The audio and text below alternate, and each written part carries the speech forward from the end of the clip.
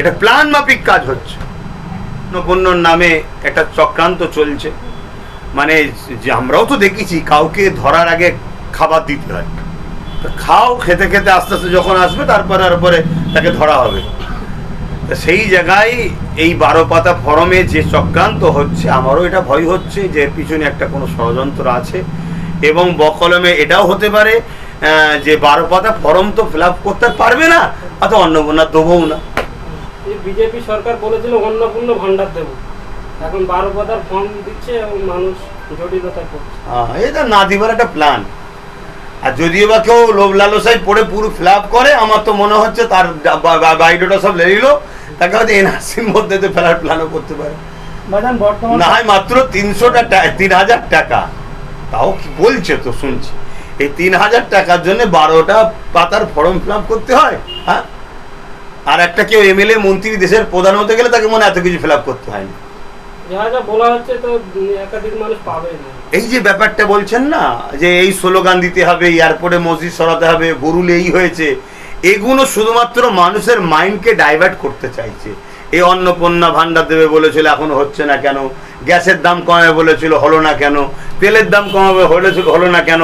এই ইস্যুগুলোকে মাইন্ডটাকে থেকে সরাবার জন্য এই ধর্মীয় ইস্যুগুলোকে দিচ্ছে। বিজেপি সবসময় ধর্মীয় খেলা খেলে, মানুষকে ধর্মীয় উন্মাদনায় রেখে দিয়ে মূল যে ওয়াদাগুলো করেছে সেগুলো ভোলাবার একটা প্ল্যান।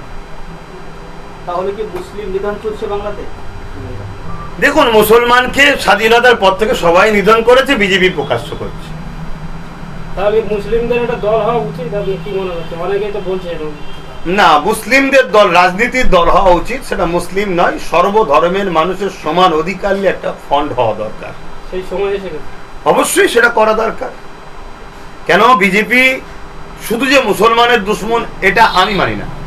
বিজেপি যতটা মুসলমানের দুশ্মন ততটাই এসসি এসটিদের দুশ্মন। আজকে মণিপুরে কি হচ্ছে, আজকে উত্তরপ্রদেশে একটা ঘোড়ায় পিঠে চেপে বিয়ে করতে গেছে একটা দলিত সম্প্রদায় বলে তাকে পিটিয়েছে।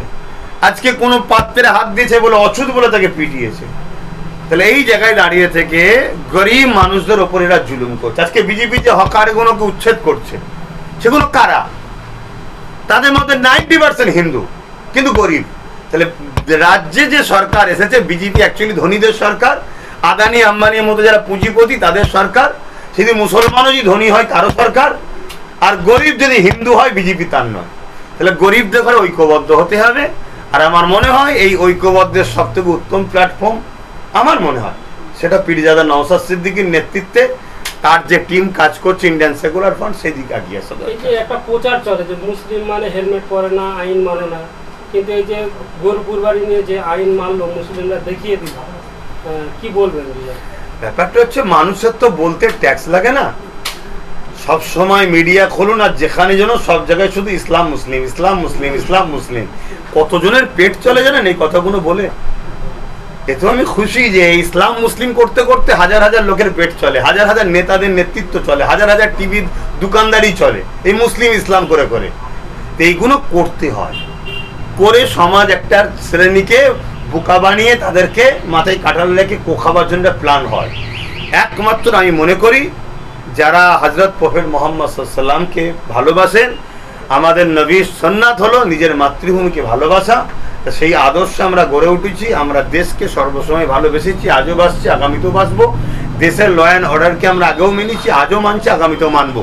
কিন্তু তথাকথিত কিছু মুসলিম রাজনীতির শিকার হয়ে রাজনীতির স্বার্থে দুর্নীতি করে, সেগুলোকে মুসলিম হিসাবে দেখিয়ে দেওয়া হয়। যেমন টিএমসির অনেক লোক আজকে ধরা পড়ছে মুসলিম, কিন্তু না, সেটা মুসলিম দেখাচ্ছে না, তোকে টিএমসি দেখান। মুসলিম একটা আলাদা, টিএমসি একটা আলাদা, বিজেপি একটা আলাদা, হিন্দু একটা আলাদা। তাহলে সেই রকম ভাবে এইগুলো চাপিয়ে দেওয়া হয়ে মুসলমানকে বদনাম করা একটা ষড়যন্ত্র হয়ে আসছে, এখনো চলছে। এই লাস্ট একটা প্রশ্ন করবো, দিলীপ ঘোষ তিনি বাইক চালাচ্ছেন এবং তার মাথায় হেলমেট নেই, ভিডিওটা ভাইরাল হচ্ছে। তাহলে তো আপনারা নিজেরাই তো দেখছেন যে আইনকে যদি সব থেকে বেশি অমান্য করে তারাই করে যারা ক্ষমতার জোরে বসে আছে।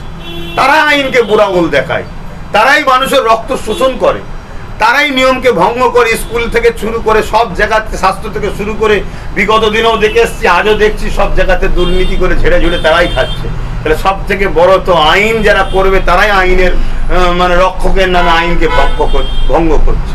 কিন্তু সবাই সব করুক, সব পাখি মাছ খায় আর মাছরাঙার দোষ হয়, সবাই সব করলেও সেই ঘুরিয়ে মুসলমান মুসলমান ইসলাম মুসলমান এই দাদা, বিগত সরকারে সংখ্যালঘুদের কম বেশি প্রাধান্য দিত, কিন্তু বর্তমান যে সরকার আছে কিন্তু মুসলমানদের মানে কোনো রকমভাবে প্রাধান্য দেওয়া হচ্ছে না, কি বলবেন? দেখুন, বিগত সরকার সংখ্যালঘুদের প্রাধান্য দিত না, সংখ্যালঘুদের ঘরে গোলাম বানাতো। আর বর্তমান সরকার প্রকাশ্য বলছে সংখ্যালঘুদের আমরা কোনো কিছু করবো না। কেন করবে না? এটা প্রশ্ন তো। কেন বিগত সরকার এমনভাবে সংখ্যালঘুদের নিয়ে হাইলাইট করেছে, এমন অ্যাড দিয়েছে যেন মনে হচ্ছে সংখ্যালঘুদেরই সরকারটা বিগত সরকার ছিল, তাই এ সরকার বলছে আমরা সংখ্যালঘুদের বিরুদ্ধে সরকার। তাহলে এই যে সংখ্যালঘুকে ফাঁসাবার পিছনে বিজেপি যে আজকে সংখ্যালঘুদের বিরোধী করছে, সংখ্যালঘু দেবো না বলছে, এর জন্য বিগত সরকারেরই দোষাচার। এরা দুজন ভাই বোন সেটিংয়ে আছে, এটা প্ল্যান মাফিক কাজ হচ্ছে। ধন্যবাদ। ভাইজান, লাস্ট কোশ্চেন করবো যে বর্তমান সরকার বিভিন্ন দিন থেকে বলে আসছে যে এসআইআর নিয়ে, এই অন্নপূর্ণার নামে কি এসআইআর করার চেষ্টা করছে, এটা নিয়ে কি বলবেন? এসআইআর তো হয়ে গেছে, এনআরসি। হ্যাঁ, আমার সন্দেহ হচ্ছে এটা হতে পারে অন্নপূর্ণার নামে একটা চক্রান্ত চলছে। মানে যে আমরাও তো দেখেছি কাউকে ধরার আগে খাবার দিতে হয়, তো খাও, খেতে খেতে আস্তে আস্তে যখন আসবে তারপরে তাকে ধরা হবে। সেই জায়গায় এই 12 পাতা ফরমে যে চক্রান্ত হচ্ছে, আমারও এটা ভয় হচ্ছে যে এর পিছনে একটা কোনো ষড়যন্ত্র আছে। এবং বকলমে এটাও হতে পারে যে 12 পাতা ফরম তো ফিল আপ করতে পারবে না, অথবা অন্নপূর্ণা দেবও না, এটা একটা প্ল্যান হতে পারে।